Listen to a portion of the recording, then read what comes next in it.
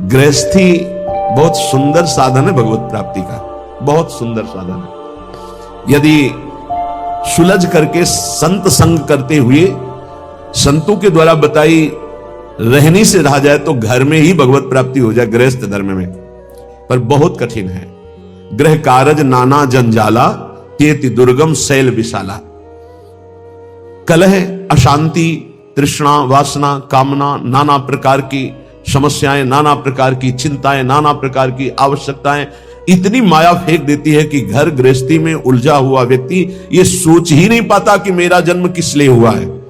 सच्ची कहते हैं आपसे, कभी हमने सुना ही नहीं कि भगवत प्राप्ति करनी है या भगवत प्राप्ति क्या है, कोई चर्चा नहीं सुनी हमने। बस वही जहां चार लोग बैठेंगे, यार तुम तो बड़े भाग्यशाली भय, अपने लड़का का ब्याह कर लिया, अब कोई मिले तो यार हमारे भी लड़का करवा। यही प्रपंच की बात है, यही प्रपंच। हमने तो गाड़ी खरीद ली, हमने मकान बना लिया, हमने बस यही उपलब्धियां, यही जीवन का लाभ। कोई भजन, कोई भगवत प्राप्ति या कोई आवागमन से मुक्ति की बात कहीं आपको नहीं मिलेगी। अगर मिलेगी तो भगवत प्रेमी महात्माओं के संग से मिलेगी। ये हमने देखा है, खूब अच्छे से देखा है। सर्दी का समय है, आग जला ली, 10 लोग बैठ गए, 4 घंटे वही प्रपंच, एक बार राम कृष्ण हरि, एक बार मिले। किसी के हृदय में भजन की कोई वृत्ति ही नहीं। गृहस्थी में हमने देखा। ये तो बड़े अहोभाग्य हैं जो अपने घर परिवार के सब कार्यों को सुव्यवस्थित करते हुए भगवत आराधना, भगवत प्रार्थना, भगवत सेवा, भगवान नाम जप, अरे हम इनको बहुत धन्यवाद देते हैं। दिन भर रिक्शा चलाते हैं, वृंदावन वास करते हैं, श्री जी की सेवा पधराए हुए हैं। कैसे बताएं कितने सौभाग्य इनके हैं। मरा जा रहा है प्राणी, केवल रुपया पैसा भोग सामग्रियों, मर गया फिर न जाने कितनी नीच योनियों में जन्म होता है। ये गृह कारज नाना जंजाला, तेति दुर्गम शैल विशाला। बहुत बड़ा पहाड़ है गृहस्थी का, जिसको पार करके भजन करना। गृहस्थी अगर थोड़ा भजन करके धर्म से चले तो उतने से ही भगवान प्रसन्न हो जाएंगे, क्योंकि बहुत कार्य उसके पास है। आप उन समस्याओं को नहीं समझ सकते हैं जो विरक्त भाव में है, क्योंकि अपने लोगों ने देखा ही नहीं उस विषय को, बचपन से निकल पड़े। लेकिन थोड़ा अनुमान लगा सकते हैं। जब हम पढ़ते हैं तो जब हमारी पढ़ाई की फीस, हमारे कपड़े, हमारे परिवार के लिए सब आवश्यक सामग्रियां, और वो एक आदमी कमाने वाला, वो भी एक किसान, उसके चेहरे की हालत देखो जब उससे कहा जाता है कि हमारी फीस महीने की दीजिए। हाँ हाँ देखो देंगे। एक किसान आदमी अगर 4 टमाटर खरीदने जाएगा तो गेहूं बेच के उसकी सिंचाई कितना कितना कितना का। एक आदमी नौकरी करता है, उसको एक सीमित अर्थ मिलता है, उससे पूरे परिवार का। वो भजन, भगवत प्राप्ति, मोक्ष प्राप्ति, अरे भूल जाओ, कहीं कोई चर्चा नहीं। हमने देखा है कोई चर्चा नहीं। प्रथम वर्ण में जन्म हुआ है तो भाई थोड़ा तो सुबह सुनो, जल्दी तैयार, ओम दे जल्दी तैयार करो, कोई मतलब नहीं है। तन मन धन सब तेरा, सब चिंतन उधर चल रहा है। उसको अपने कार्य में जाना है, हल जोतला है या अपनी ड्यूटी में जाना है। भगवत प्राप्ति चिंतन गृहांध कूपे। बूढ़ा के घर में जानते हो कैसे होती, छोटा लड़का ला बस उसको डुलाते रहो, माला नहीं लेके बैठे लो। गीता भागवत सुनने का स्वभाव है नहीं है। बहुत बहुत बहुत धन्यवाद है जिनको गृहस्थी में रह के भजन करते हैं। सच्ची मानना, बड़े बड़े परमहंसों के माता पिता गृहस्थ ही हुए हैं। बड़े बड़े परमहंसों का उदर पोषण गृहस्थों से ही होता है। बड़े बड़े परमहंसों के शरीर का वस्त्र गृहस्थों से ही मिलता है। आप गृहस्थ धर्म में रह करके यदि नाम जप करते हैं, अतिथि सेवा, साधु सेवा करते हैं, तो सच्ची मानिए वो आपको निश्चित भगवत प्राप्ति कराएगा, निश्चित। एक तपस्वी आजीवन कठोर तपस्या जितेंद्रियता से जिस पद को प्राप्त करता है, गृहस्थी केवल पापाचरण न करे तो उसी से उसे भगवत प्राप्ति होती है। गृहस्थी में थोड़ा सा भी धर्म महान उन्नति का कार्य कर सकता है। बस ये ध्यान रखे, इतना भुलावा है कि भजन नाम की कोई वृत्ति नहीं मिलती। कोई अगर भजन कर पा रहा है तो संतों की कृपा से। सच्ची मानिए, संतों की कृपा का एक अमोघ फल हम देखते थे। कभी का नहीं पड़ा था इस शरीर के जनक ने, कभी का नहीं पड़ा था। उनके गुरु पूज्य श्री स्वामी शारदा आश्रम सरस्वती जी महाराज आते थे। तो उनका बिना पढ़े लिखे पशु होता है न रामायण न गीता न भागवत न नाम जप, क्या कम से कम अक्षर का ज्ञान करके कुछ तो धर्म शास्त्रों का स्वाध्याय करना चाहिए। ये बात बैठ गई। तो मास्टर से प्रार्थना की किसान होते कि हमको ककारा और मात्राएं सिखा दो, तो रामायण और गीता पढ़ना सीख गए। हल जोतने जाते तो गीता रामायण गुरु की पादुका गंगा जल, ये पादुका का ऐसा चरणामृत उतारते और रामायण और गीता जी करते। चाहे दिन के 12 बज गए हो 4 बजे से, फिर ये करने के बाद जब प्रसाद तो भगवान नाम कीर्तन खड़े होकर आसपास देखकर थोड़ा सा धर्म भी महान भगवत प्राप्ति का हेतु कर देगा। ऐसी संतानें प्रकट होंगी जो तुम्हारी पीढ़ियों की पीढ़ियां उद्धार कर देंगी। गृहस्थी बहुत बड़ा धर्म है, बहुत बड़ा धर्म है, इससे बड़ा कोई धर्म नहीं। ये मत सोचो जैसे लोग कह देते ना, अरे हम तो गृहस्थ। गृहस्थ का मतलब समझते हो हर धर्म का जनक, हर धर्म की उत्पत्ति उसी से होती है, हर धर्म की पुष्टता उसी से होती है, हर धर्म की व्यवस्था उसी से होती है। आप गृहस्थ धर्म को बहुत हल्के में ना ले, भगवान का अवतार भी गृहस्थ धर्म में ही हुआ है। दशरथ कौशल्या जी, नंद बाबा यशोदा मैया, देवकी वसुदेव जी, कश्यप अदिति जी, जहां भी देखो बड़े बड़े जो वीतराग अवधूत भगवान को वश में करने वाले प्रेमी महात्मा या साध्वी, वो सब गृहस्थ में भी। यहां जो कह रहे ग्रहांध कूपे, गृह में ऐसे अंधे बन करके लगे हुए हैं कि ना नाम जप से मतलब ना धर्म से मतलब। बोले भागो इस अंधकार कुएं से, भागो और प्रकाश की तरफ। तमसो मां ज्योतिर्गमय, अंधकार से हटो, बार बार जन्म मरण के चक्र से हटो, प्रभु के धाम में चलो। हम सब प्रभु के हैं, भूल करके इस जन्म मृत्यु में चक्र में ऐसे फंस गए कि इस योनि में उद्धार नहीं कर पाए। तो 83,99,999 योनियां ऐसी हैं जिनसे आप मुक्त नहीं हो सकते। केवल एक मानव देह है जिससे मुक्त हो सकते हो। आज थोड़ी बुद्धि जागृत है तो मेरी बात मान जाओ, भाग के आ जाओ वृंदावन। एक बार सत्संग सुन जाओ, एक बार बिहारी जी के दर्शन कर लो, एक बार यमुना रस रानी के समीप बैठकर नाम कीर्तन कर लो। ये किनके लिए कह रहे हैं?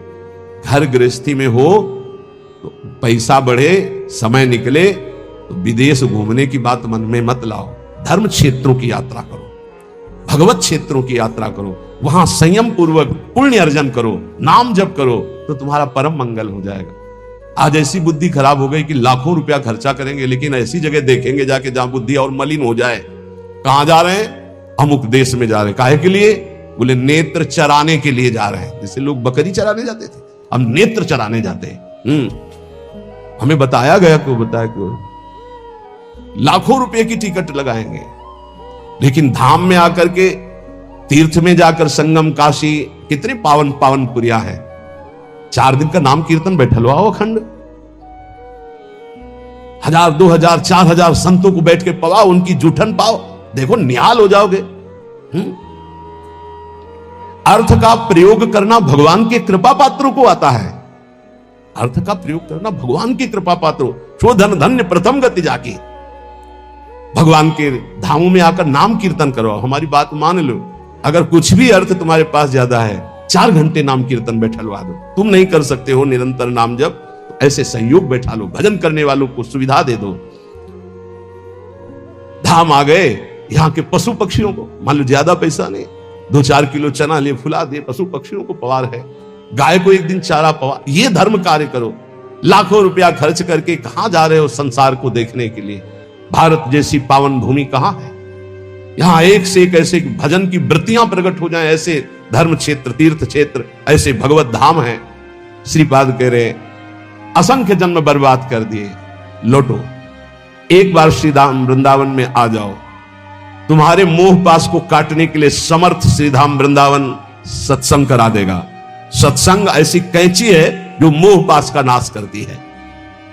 तुम समझ रहे हो कि हमारा यही कर्तव्य है कि इनका पालन पोषण करके खूब चाहे जितना पाप कर्म करे, तो श्रीपाद कह रहे निज सर्वनाश करो। आत्म, अपने आत्म स्वरूप का सर्वनाश करने वाले, तेरी यह समझ में नहीं आ रहा कि तू जिस पाप कर्म से धन कमा रहा है तो ये तेरा सर्वनाश कर देगा। तू परिवार को अपना सुहृद समझ रहा है, निज जन समझ रहा है, उसके लिए पाप कर रहा है, ये तेरी दुर्गति कर देगा। मरने वाले की अंतिम इच्छा पूछी जाती है ना, क्या अंतिम इच्छा है? ये जो पुण्य का त्याग करके पाप कर्म करते हुए उन्नति को प्राप्त हो रहे हैं, इनकी अंतिम इच्छा पूरी की जा रही है।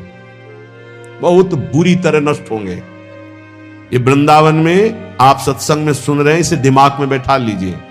पाप कर्म करने पर जो उन्नति प्राप्त होती है, तो जैसे फांसी देने वाले की अंतिम इच्छा पूरी की जाती है, जैसे तुम्हारी अंतिम इच्छा है ये, भोग लो इसे। क्यों? तुम्हारे सुकृत अब सब नष्ट हो गए हैं। अब जो तुम्हारे पाप कर्म का फल आने वाला है, सर्वनाश का तांडव होगा। आंख खोल करके समाचारों में और संसार में देख लीजिए, कोई भी रहा न कोकुल रोवन हारा। इतिहास साक्षी पढ़ के देख लीजिए। प्रगट में वर्तमान समय में, भूतकाल में, तो भविष्य में भी ऐसा ही होगा। ये खुद देखी हुई बात, सुनी हुई बात, पढ़ी हुई बात, समझी हुई बात कह रहे हैं। पाप कर्म करने वाले की उन्नति का मतलब है अंतिम इच्छा।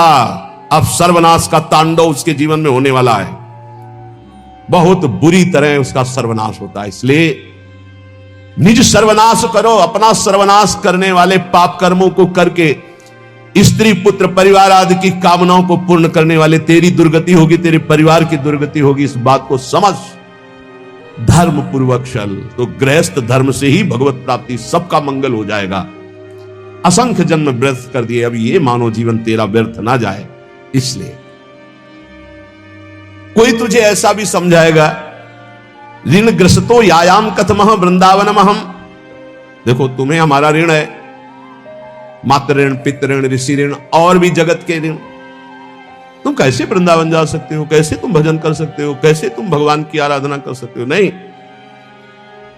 त्यजेयम वा वृद्धावगति पितर उदार शिशुकान।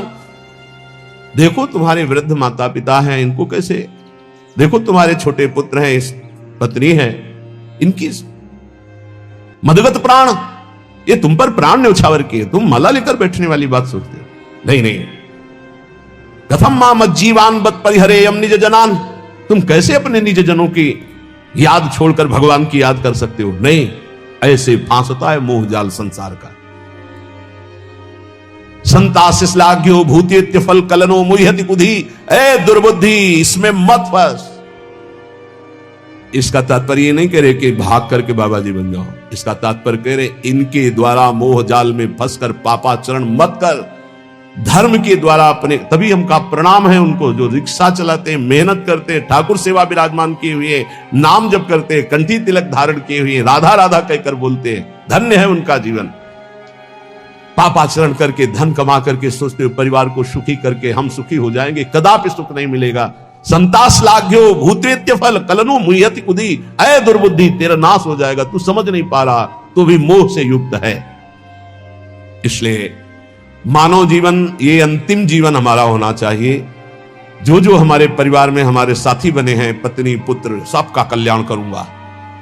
जब 21 पीढ़ियां तर जाती हैं तो औरों की बात क्या। हे सच्ची मानो, तुम्हारा इतना महान बल है कि तुम अपने बल को जागृत करो तो तुम पूरे परिवार को क्या, मम भक्ति युक्तो भुवनम पुनः, तो पूरे मृत्यु लोक को तारने की सामर्थ्य आ जाती है नाम जापक में। राधा नाम मत भूलो। पाप कर्म के द्वारा कमाया हुआ धन सर्वनाश कर देता है, ये दिमाग में बैठा लो। जैसे तुम्हें कोई बढ़िया खीर दे और कान में विश्वसनीय आदमी बता दे विष मिला है तो खाओगे नहीं, ऐसे ही तुम्हें शास्त्र सम्मत बात बता रहे, पाप का धन तुम्हारा सर्वनाश कर देगा। लेकिन तुम ये बात नहीं मानोगे। वो बात तो मान जाओगे कि अगर कोई विश्वसनीय कह दे कि खीर में जहर है, खाना मत, तो बिल्कुल नहीं खाओगे। और ये बड़े बड़े सिद्ध महापुरुष संत जन कह रहे हैं कि पाप का कमाया हुआ धन, महान विष तुम्हारे पुत्र, तुम्हारी संतति, तुम्हारे परिवार का सर्वनाश कर देगा।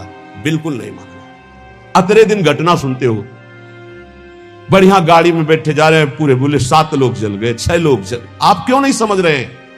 वो जला जला के पाप कर्म के द्वारा किया हुआ जो अर्थ है, उसी गाड़ी में तुम बैठे हो, वही तुम्हें जलाएगा। उस समय दयावसन कहते बहुत बड़ी गलत घटना हुई, लेकिन अगर उसके कर्म को पूर्व में देखोगे और फिर आपको तो ये लगेगा यही होना चाहिए था। बहुत निर्दयता से पाप कर्म करते हैं लोग, बड़े गुप्त रूप से और बड़ी निर्दयता से। फिर जब वो अपना रंग लाता है, तब वो चौड़े पे प्रकाश में जब दिखाई देता है, तो दयालु हृदय ऐसा सोचते हैं कि भगवान बड़ा कठोर है, ऐसा नहीं होना चाहिए। लेकिन आपसे सच्ची कहता हूं, उसके निर्णय में पाई भर चूक नहीं है। जितना होता है बिल्कुल करेक्ट होता है, निर्णय उसका बिल्कुल करेक्ट। वो भगवान है, वो ऐसा नहीं है कि वो इतनी चूक कर दे। हम लोग बहुत गलती करते हैं, इसका सुधार केवल मनुष्य जीवन में ही हो सकता है। पूज्य संत महापुरुषों के वचनों से ही हम ये जान पाते हैं कि हमारे जीवन का परम कर्तव्य क्या है। जो उपासक या भक्त भगवान की प्राप्ति के मार्ग में चला है, उसमें ये 5 बातें जब तक ना आवे तब तक कभी किसी को उपदेश ना दे और शिष्य ना बनावे। ये बहुत बड़े सिद्ध महापुरुष हैं, वो बोल रहे हैं। महात्माओं का हृदय माता की तरह दुलार करता है पूरे विश्व को। श्री सीताराम ओमकारनाथ जी महाराज जी ने कहा कि उपदेश देने जैसा खतरनाक खेल और कोई नहीं परमार्थ से भ्रष्ट होने के लिए। परमार्थ से भ्रष्ट होने के लिए उपदेश देने जैसा कोई खतरनाक खेल नहीं। बहुत बड़े महापुरुष हैं, क्योंकि उसमें देहाभिमान पुनः जागृत हो जाता है और काम आदि दोषों की बाहुल्यता, भोगों की बाहुल्यता, सम्मान प्रतिष्ठा की बाहुल्यता, और वो नष्ट होने में देर नहीं लगती। ये 5 बातें जब तक हृदय में ना जाए तब तक किसी को शिष्य न बनाए और उपदेश न दे, नहीं तो भ्रष्ट हो जाएगा पक्का। पहला, जब तक अंतःकरण पूर्ण रूप से शुद्ध ना हो जाए। अंतःकरण कहते हैं बुद्धि, मन, चित्त, अहंकार, 4 करणों को अंतःकरण कहते हैं। अंतःकरण शुद्ध कब माना जाता है? जब बुद्धि के निश्चय में एकमात्र परमात्मा है, मन में संकल्प विकल्प खत्म, केवल मन सावै मनः कृष्ण पदारविंदयो चित्त मुरारी पादार्पित चित्तवृत्ति अहंकार दासत्व में एक भी विकार जिसके अंतःकरण में उदय नहीं होता, वो शुद्ध अंतःकरण वाला महापुरुष प्रथम उपदेश का पहला अधिकारी। अंतःकरण में किसी भी तरह का कोई भी विकार ना होना, पूर्ण अंतःकरण का शुद्ध होना। दूसरा, जो व्यक्ति, ये हम नहीं कह रहे, बड़े महापुरुष कह रहे, सामने शास्त्र इसीलिए रख के बोलते हैं कि आप ये ना सोचे कि हम कोई मनमानी बोल रहे हैं। कुछ भी होगा तो हृदय, शास्त्र, संत तीनों से मिली हुई बात होगी, स्वतंत्र नहीं होगी। कोई भी ऐसी बात यहां से अनुभव युक्त भी निकलेगी तो आप पढ़ लेना, कहीं ना कहीं लिखा होगा। ऐसा नहीं हो सकता कि वो हमारे मनमानी बात हो, क्योंकि हमारा मन बचपन से लेकर अभी तक जिसका स्वाध्याय करता रहा, जिनकी जूठन खाता रहा, जिनके चरणों के आश्रित रहा, वही मन में बैठ के बोलते हैं और कोई नहीं। पहला है उपदेश का अधिकारी कौन? जिसमें ये 5 बातें हो। पहली बात, अंतःकरण शुद्ध, बुद्धि, मन, चित्त, अहंकार, भगवदाकार, एक भी विकार जिसके हृदय में नहीं है। दूसरा, जो व्यक्ति स्वार्थ के लिए उपदेश सीखता है, जो अपनी वासनाओं की पूर्ति के लिए प्रवचन करना सीखता है, वो उपदेशक पक्का भ्रष्ट और दुराचारी हो जाएगा। वो धर्म का निर्वाह करने वाला नहीं होगा, उस समाज को भ्रष्ट करने वाला होगा। ये सिद्ध महापुरुष लिख रहे हैं, इसमें किसी की टीका टिप्पणी करने की बात नहीं। जिसको बुरा लगे तो भगवान को साक्षी करके हृदय में हाथ रख करके देख लेना। महापुरुषों के वचन डंके की चोट से होते हैं। जिसको बुरा लगे वो छाती में हाथ रख के बिहारी जी को साक्षी करके देख लेना कि ये वचन जो निकले हैं ये है हमारे में कि नहीं है, देख लेना।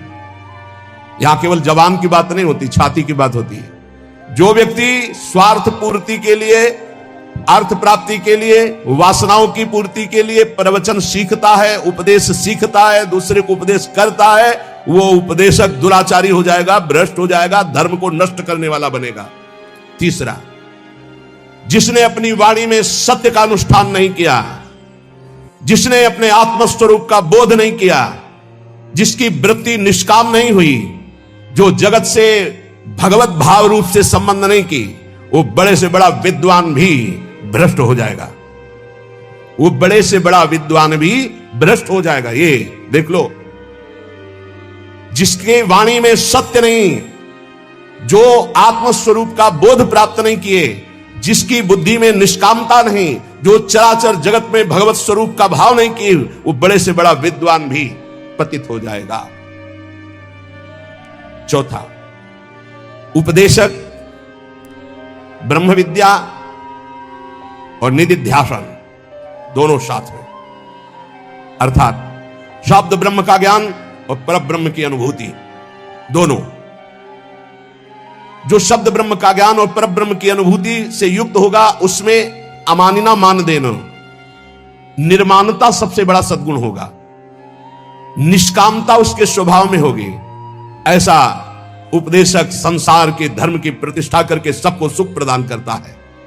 पांचवा, जो स्वयं अपने मन को कृष्णाकार कर चुका है, जो इष्ट के प्रेम में डूबा हुआ है, जिसका केवल इष्ट से दृढ़ विश्वास और संबंध है, जो इष्ट के स्मरण में डूबा हुआ उपदेश करता है, जो दुनिया में एकमात्र परम स्वतंत्र सत्ता श्री भगवान की देखता है, जो सबका परम मंगल करने का उद्देश्य रखकर, केवल उद्देश्य रखकर भगवत चर्चा करता है, उसका उपदेश देना यथार्थ धर्म का प्रकाश करने वाला होगा। ब्रह्मबोध होना शास्त्रों के स्वाध्याय का फल है। भगवत प्रेम होना इस समस्त साधनों और भक्ति का यथार्थ फल है। नहीं सो सब धर्म कर्म जर जाऊ, जहां राम पद पंकज भाऊ। जब तक प्रभु के चरणों में प्रेम ना हो जाए या तत्वबोध ना हो जाए, तब तक उपदेश नहीं करना चाहिए। ऐसा महापुरुषों का नहीं तो लिखा हुआ है। जो व्यक्ति स्वार्थ के लिए, जो धन के लिए, वासना के लिए, सम्मान के लिए, सुख सुविधा के लिए सीखता है और उसका उपदेश करता है, उसका चरित्र भ्रष्ट हो जाता है। महापुरुषों ने जो कहा है वो अपने अनुभव से कहा है। तो गृहस्थ धर्म में साधु महात्माओं का सेवन, अतिथि सेवन, जो भी कर्म भगवान को अर्पित किया जाए और धर्म पूर्वक धन कमाया जाए। अधर्म पूर्वक धन कमाकर अपने परिवार का पोषण करने वाला नरक को प्राप्त होता है। धर्म पूर्वक धन कमाकर अपने परिवार का पोषण करते हुए वो सारे कर्म भगवान को अर्पित करके नाम जप करते हुए वो भगवान को प्राप्त होता है।